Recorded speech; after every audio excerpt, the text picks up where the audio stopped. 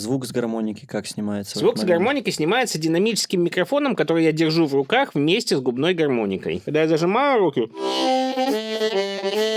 весь сигнал идет в микрофон, и очень сильная проксимити. И буквально миллиметр открывания рук, вот здесь вот, очень сильно влияет на тембр.